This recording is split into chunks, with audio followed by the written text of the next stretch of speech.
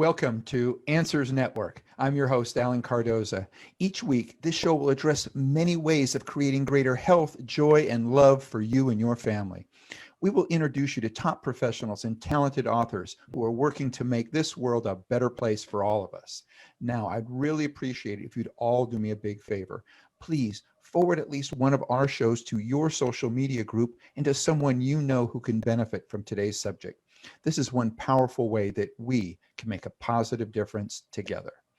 Now, before we get to our guest, I want you to know that I am grateful to all of you that take your precious time to listen to or watch this show, and especially those who are sending in questions, comments, reviews, and suggestions.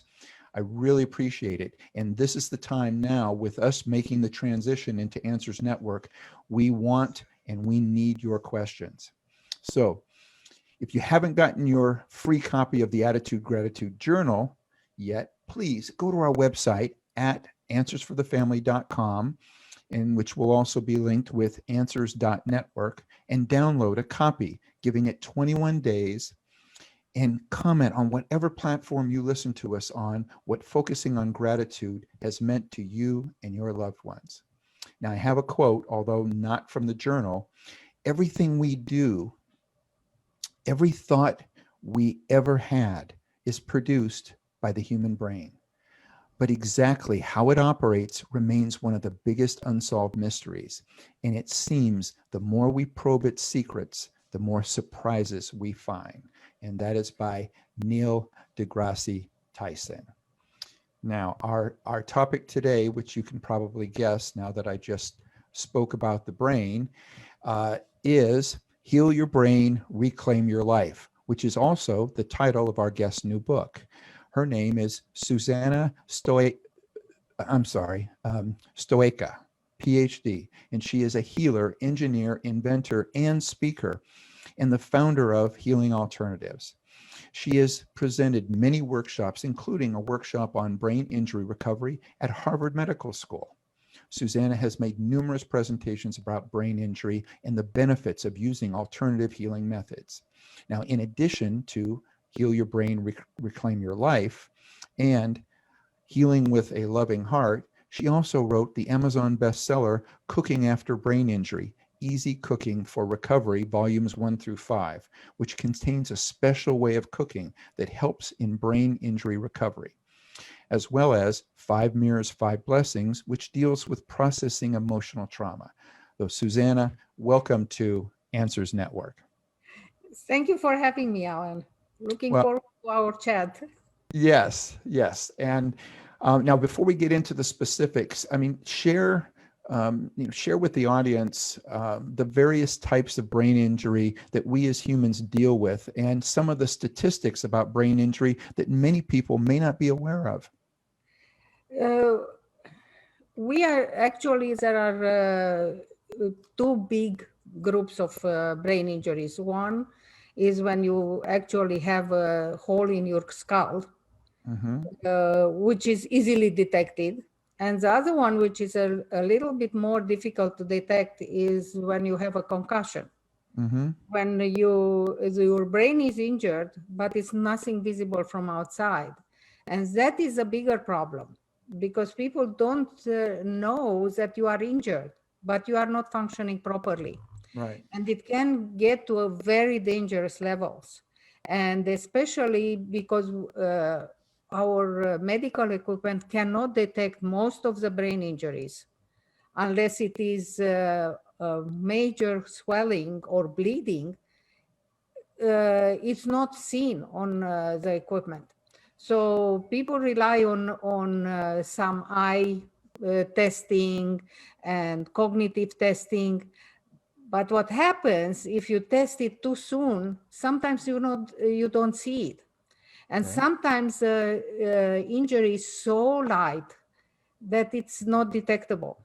And I have seen problems which appear many years later, even 25 years later, generated by these light brain injuries and serious problems like epileptic seizures. And no one knows, they think it just appeared out of the thin air, when actually what happened, the person either had an emotional shock or had a prolonged time of stress. Well, see, that's a good point, because now you're talking about emotional or stress. So what is the biggest difference, and how do we find if somebody, if somebody's in a car accident, or somebody is a professional boxer or a football player, we know that they're going to take a certain amount of hits to the head. But what about, as you're just saying, prolonged stress or a mental trauma that happened to someone maybe even as young as a child? The mental trauma, it depends. You see, somebody, it's very interesting. The mind is so interesting. You can have a pair of siblings having exactly the same events happening to them, and one will be traumatized, the other one won't. Or the same exact type of trauma happened to two different people. One will become a high achiever because of it, and the other one will be permanently damaged. So it depends, the way we process trauma, it depends on our life experience, also on our environment. Because if you have a supportive environment and the trauma is processed immediately, there are no problems later on. Also, if you have a trauma and you are already, your brain is already traumatized by a previous accident, then the imprint, it's like the brain has stops in it, and it hooks the trauma, as opposed to a brain which is not traumatized, that wouldn't react to the trauma. So if you don't mind, please share your personal story with brain injury that drove you to focus on this area of expertise. I was always interested in brain trauma. And after, it's a long story how I found out that I was a healer.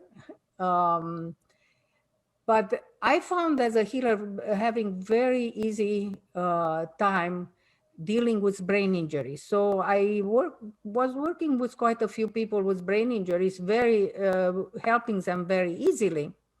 And then I had two traumatic brain injuries in the same day: slip and fall on ice, from standing position all the way back, nothing, I didn't have anything on my head. So it seems that from what doctors told me, the second fall was the worst one, because the first one tightened my muscles and pulled my head back. So when I fell the second time, my head was pulled back, so the trauma was even bigger. Wow. So I found myself, at that time, I was a very high octane engineer, working long hours at my work, 10 to 12 hours a day, and weekends, because I was in advanced technology, so I had to study all the time over the weekends. And several times a week after engineering hours, I was also working in a medical practice, helping doctors diagnose complicated illnesses, and also helping with the healing talent that I had. And that double fall, made me incapable of doing engineering and incapable of doing healing. So it was a terrible emotional impact, because suddenly, from being very much appreciated at your work and very inventive and being able to help others, here I was not being able to help myself, not being able to figure out how to say certain words. I speak several languages, as you can hear from my accent, and I couldn't remember words in any of the languages. So it was a terrible emotional impact. And at one point, I tried, of course, to force myself to be myself, and it didn't work. The more I was forcing myself, the more I was falling back from cognitive point of view. So I got at one point where I was really desperate, and I decided that my family would be better without me. And then I said, wait a moment, I have a son, I can't do that.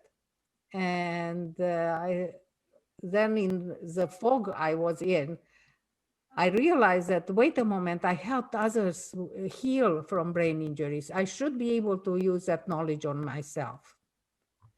And that started a very, very, very slow process of recovery using the knowledge I had. So that's the background. Well, so share with those that may not be as familiar with it, what energy healing is and how it works with illnesses associated with both physical trauma and emotional issues. We are, any living being, not only humans, have an energy field. This energy field is inside our body, physical body, as well as outside. And as you go further and further from the physical body, the density of this energy field is lower. This is what healers are working with. It seems to, this was one of the shocking discoveries as a healer. This field is what governs the way we are, if we are healthy or not healthy. It's like the physical body is just the hardware of the computer. And this energy field is actually the software which controls how it works.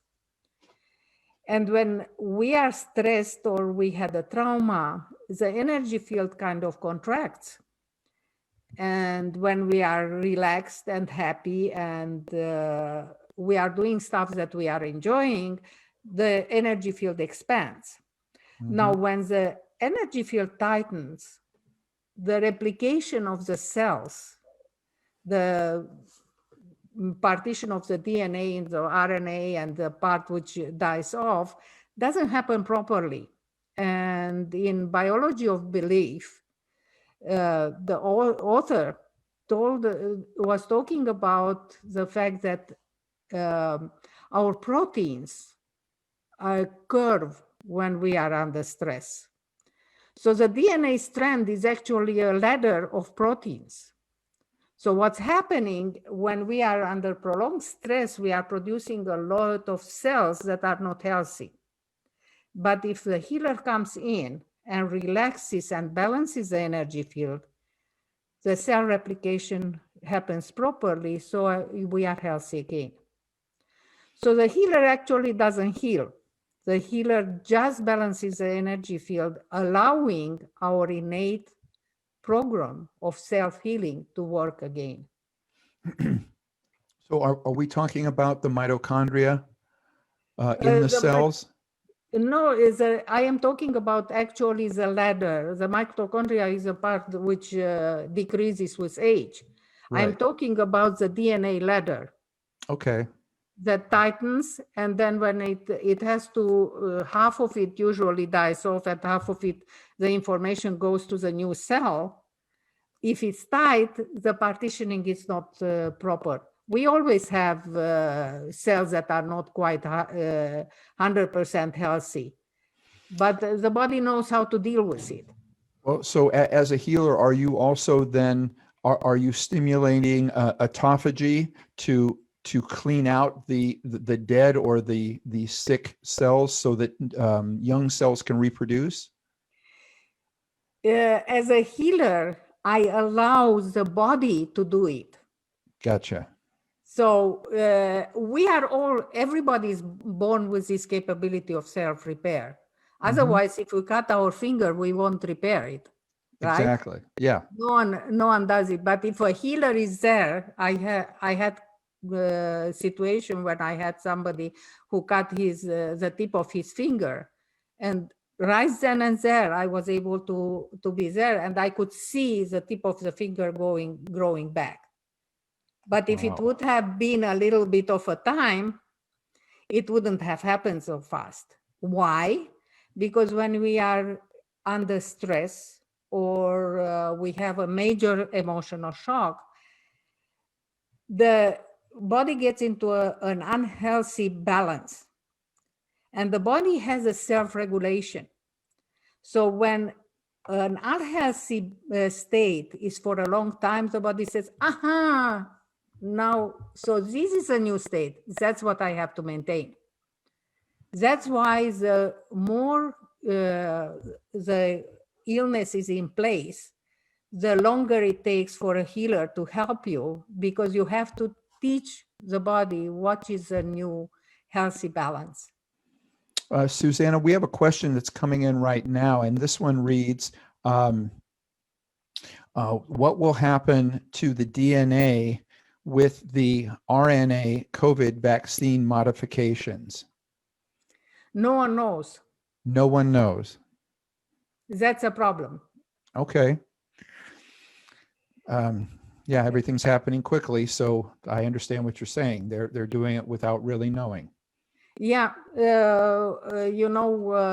seemingly this vaccine was known and shelved because they had other vaccines that were working. So this was taken off the shelf and tried out on COVID, and seemingly it worked. They don't know the long-term effect yet.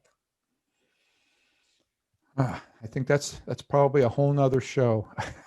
Yeah, on that subject itself. Let's talk about some of the other things, because right now, let me tell you one interesting thing. Oh, please. I don't know if you know, but I am working with COVID patients from the very beginning. Oh, no, I didn't. Yeah, I worked with people. I worked with a nurse actually who was on the ventilator, and she was off the ventilator in less than 24 hours. And most of the people who were sick, even in the very beginning when the COVID was really, really bad, it was something that I never saw as a healer in my nearly 40 years of work. It was quite different. But these people, everybody was recovering with alternatives very fast. While if you went to the traditional route, people were very sick. Yeah. Which is interesting. But what I found is that doctors know at this point in time that people who had the COVID before about June in the US, they don't have immunity, which I don't think is right. I think they have a completely different immunity from what we are used to. Because I found that the people who I saw having COVID and recovered didn't get it anymore. They are very, I can see them very resistant to COVID. It's very interesting. It's a different type of measurement for immunity for those people. So I'm not sure that I completely understand. So what does that suggest for us for the future? It means that what we know about immunity, the traditional immunity, has to be expanded. This immunity, because let me tell you what was the difference between the COVID, which is even now, and what was a month ago, which wasn't a new one, right? And the original one. The original one was so different. I never saw such a thing. It was like when it went into a person's body, it was like a smoke. Usually, if I look at a virus, when somebody has a flu, for example, every person I am looking for a strain of the flu will have the virus or the impact of the virus visible in their field in the same place. And it's from alternatives point of view, they get treated the same way. This one was, so that one was very fixed. This one, the original flu virus, would go into the body, was like a smoke, and it will circulate in the body till it found the weakest point, and then it will become very physical, like the flu virus effect, but it would grow very big, much bigger than what I would see in the flu. So it was completely different.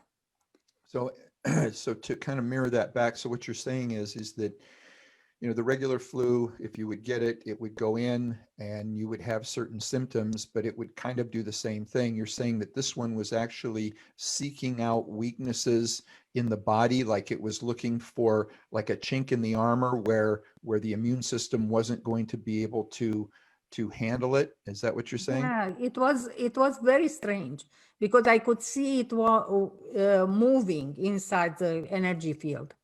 Oh, Yeah, it was really strange. I never saw such a thing before. wow.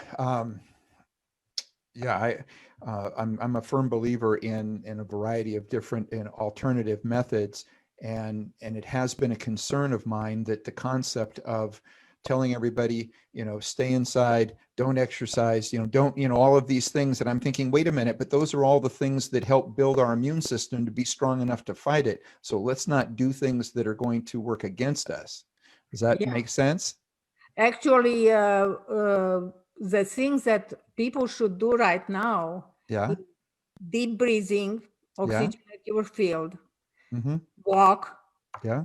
for oxygenation, drink enough water to enable the cells to work properly, because that's how all the information is transmitted in your body with uh, through electrical um effects, which are enabled by water.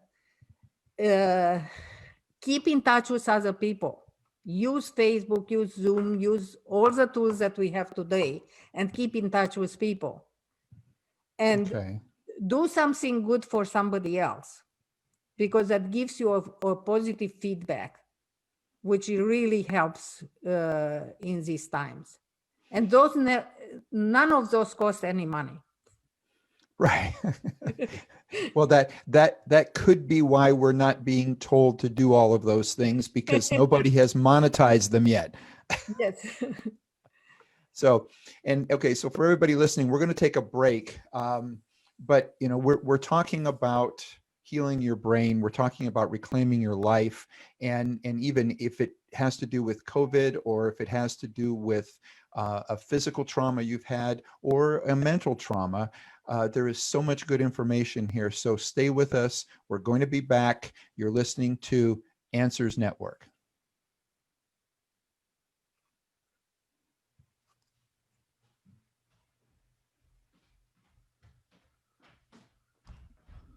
We may not have the commercial. I don't hear it. So, well, it looks like we don't have one coming on. So let's go to, we have a question that has come in. And again, I love it when people take the time to send in questions for our guests. This one reads, our son suffered a brain injury while playing football in his junior year of high school.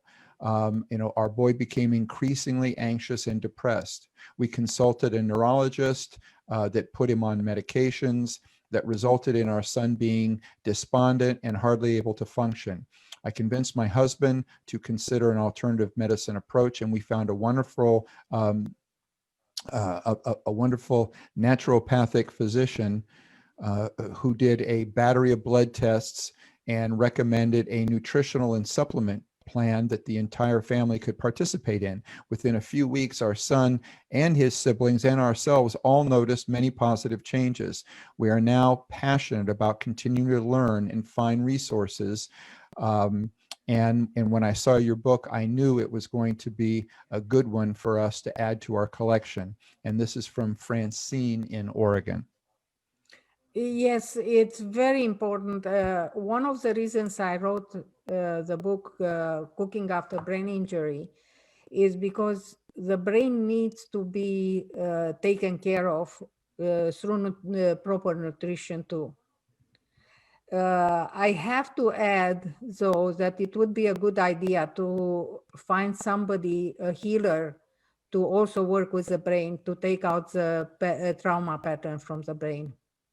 Because later on in life, or if he gets injured again, this young fellow can have problems. I have seen somebody 25 years after the accident having problems out of the blue. Now we have listeners all over the world, of which I'm very thankful for. Is there an association of healers that people join either in the United States, or is there one that's international? That if someone is listening to you and or the person that just sent in, Francine, says, "Oh yeah, that's a great idea. I want to add a healer." Is there an association or something to where they can find someone if they want somebody close to them? What's the best thing for them to do?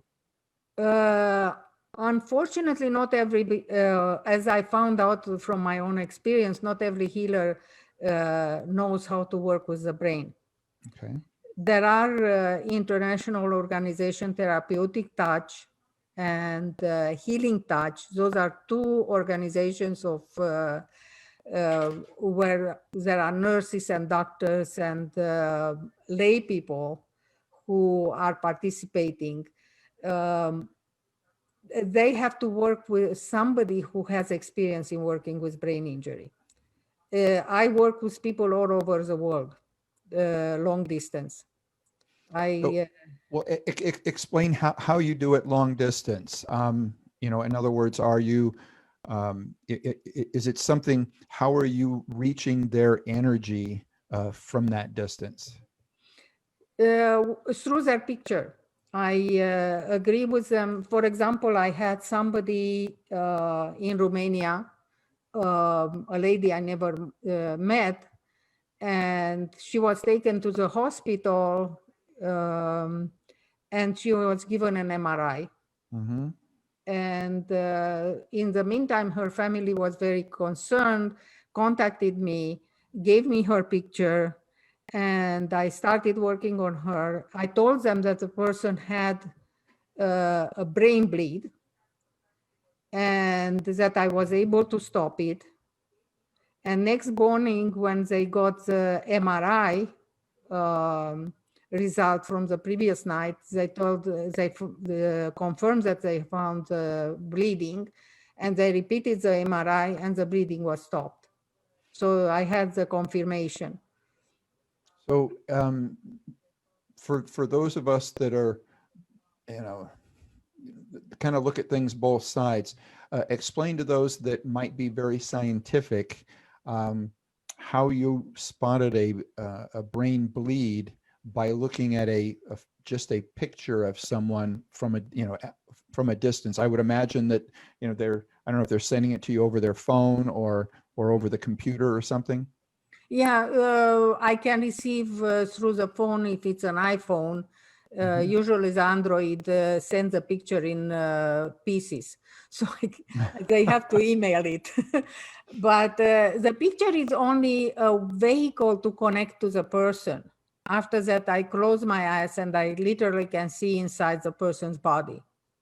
So I could see the bleeding and I could see when it stopped. Wow. It's amazing. Yeah, I am very grateful for it. Yeah, I can imagine. So, can we talk a little bit about some of the diseases? And this is where I was starting to go earlier. Uh, you know, we now have, you know, we now have autism, we now have Alzheimer's, we have dementia, we have all of these things that are affecting people's brains. I guess I have multiple questions on that. One is, what do you think is causing us to have so much more of this? And secondly, what can people do to either, can it be stopped, and even better, can it be reversed? Let me start with Alzheimer's and dementia. Okay.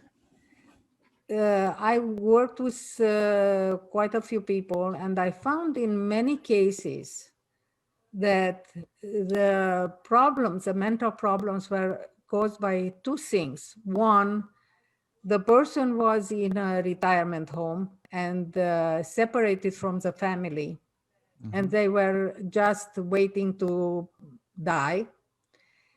And that creates a very bad environment for the brain.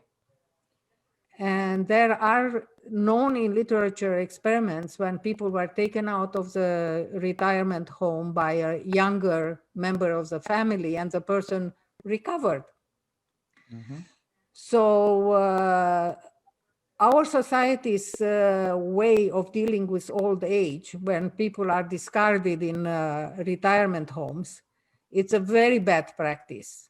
The traditional way of several generations living close by, if not in the same house, was a much better thing. So that's one of the reasons we are seeing more of the dementia, Alzheimer's. Yeah, I mean, I sort of look at it as like dying from loneliness. It's more than that. It's what's happening as let me tell you the other reason, because they are connected. The other reason is that people don't, as they get older, they don't drink enough water. They don't move enough, and they don't have right nutrition. So they kind of say, I can eat anything at my age, which is not right. Because what happens, first of all, I have seen people, I can see inside the brain, and I saw the brain literally dried up from lack of water.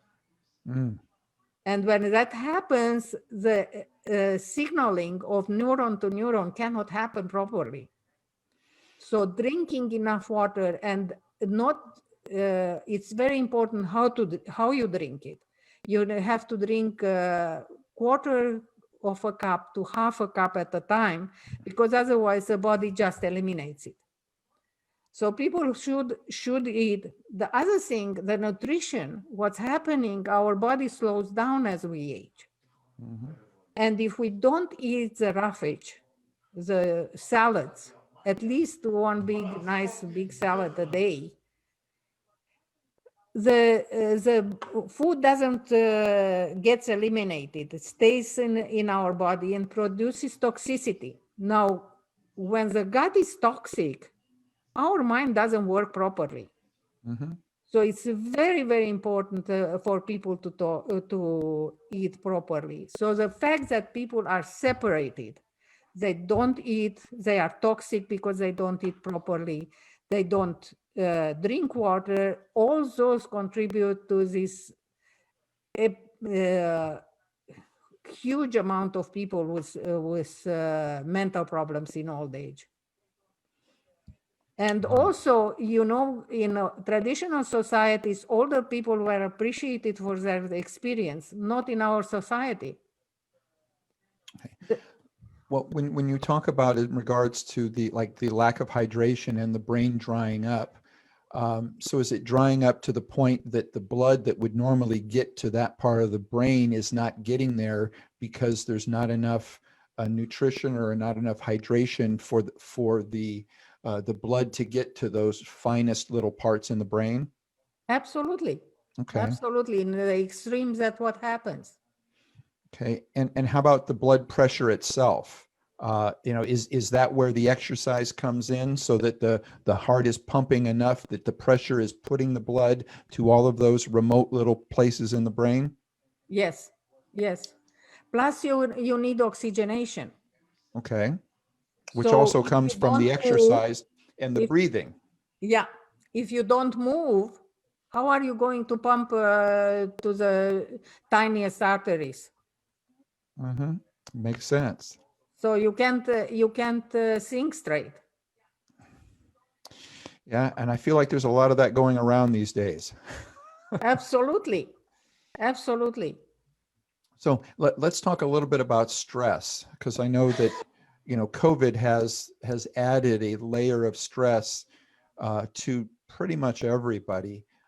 How is that affecting how is that affecting our brains both immediately, and how do you think it's going to affect us in the future? What are we going to be looking at, 10 years down the road now in regards to this generation that is having to deal with this right now?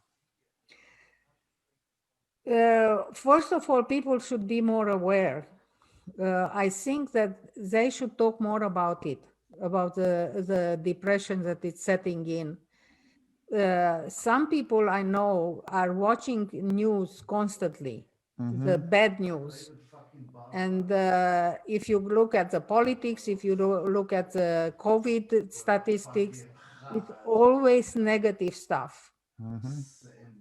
Instead of watching all the time, repeatedly, the same thing again and again, which generates stress, which generates depression, people should watch funny movies, go out, take a walk, call up somebody who is a positive person, interact with people. Very, very important. Don't separate yourself. It's asking for trouble. Right. And In the, I was going to say, and like we were talking about earlier, instead of watching the news, watch a Hallmark movie. exactly. It's a happy ending. Yeah. I would, if our TV people will be aware, they should look for positive examples of people who did something. That should be 90% of the news. Right. Well, I think they are aware. I just don't know that they care as much for what they're doing to people versus how much money they can make from it. And unfortunately, one of the old lines from many, many years ago was, "If it bleeds, it leads." So that no matter how that there's something, in fact, you may know this, but something in the brain, and apparently it's somewhere between 7 and 10 times stronger in regards to getting our attention if it's negative than positive. Is that about right?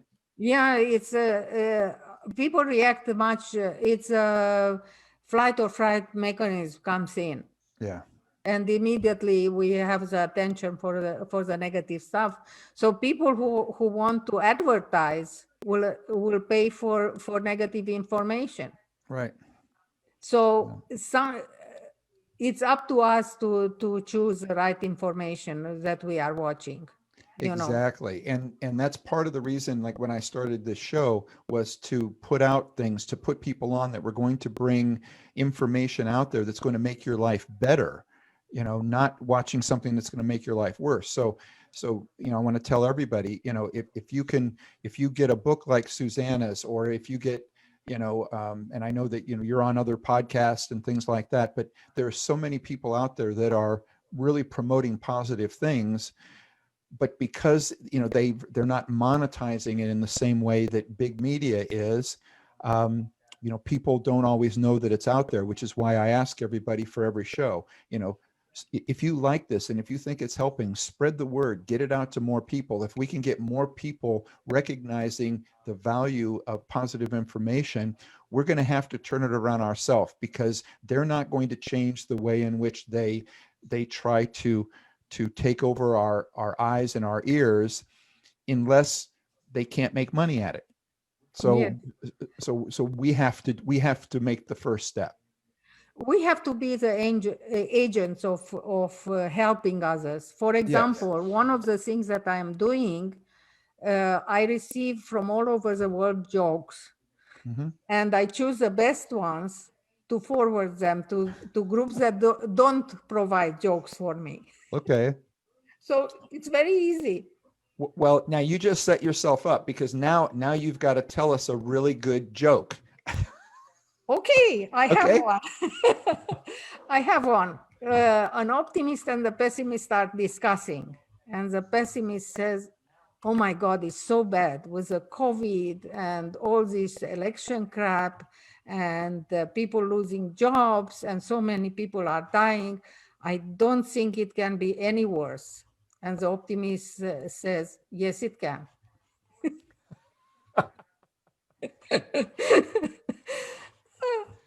Well, Yes, yeah. you can.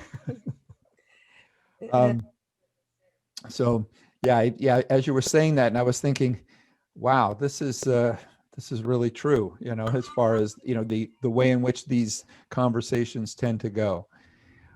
So, and we've only got a couple more minutes, but I mean, what would you recommend to people, that feel that they're suffering from brain trauma right now? It's very important to find somebody who works with brain trauma, who has a track record of working with brain trauma, and be checked out to make sure that there is no trauma left in the energy field, and have it removed. All right. And I have another quick question that came in from a listener. And this one says, I have a question about how someone could develop dementia after having a brain injury. My older sister is only 60, who is only 62, slipped, fell, and hit her head a couple of years ago.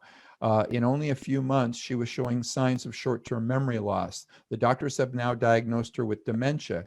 She lives alone in her home and gets very upset when we even mention the subject of moving to a senior living complex or somewhere where she's going to be with other people to interact with.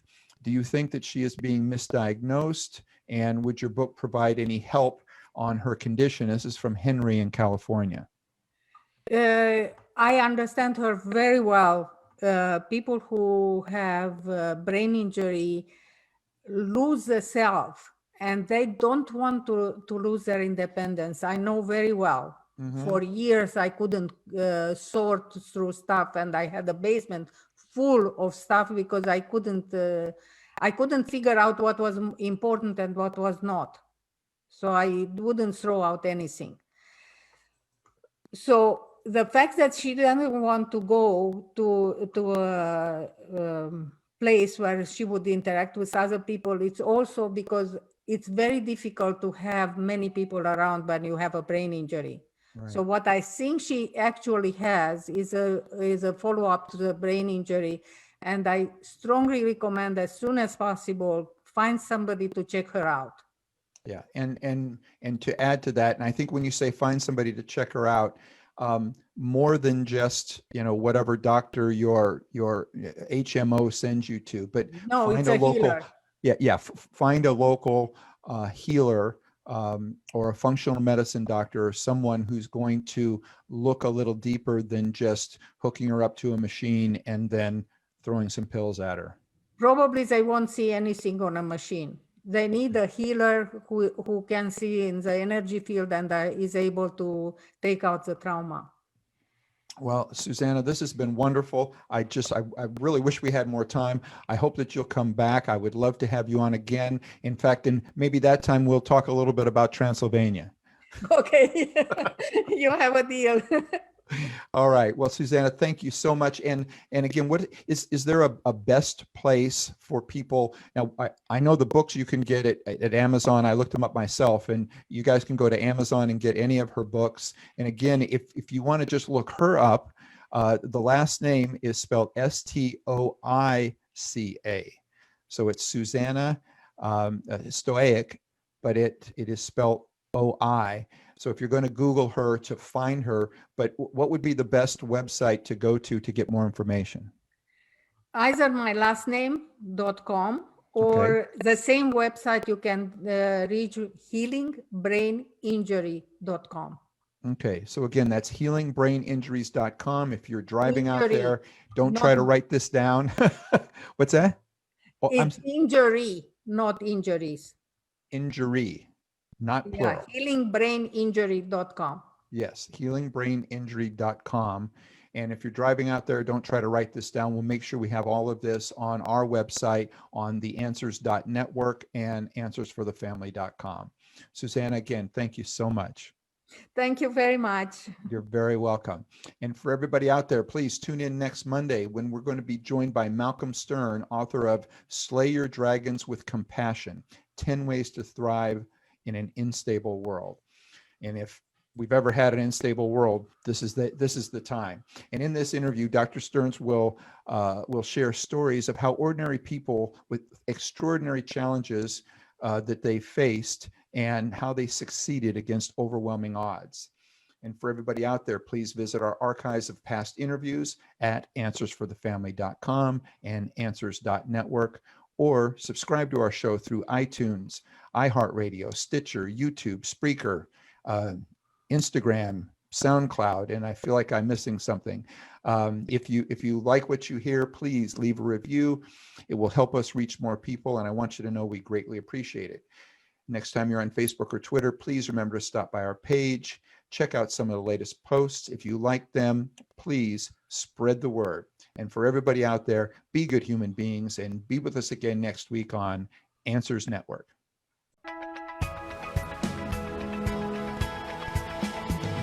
You're listening to Answers for the Family with Alan Cardoza, right here on LA Talk Radio.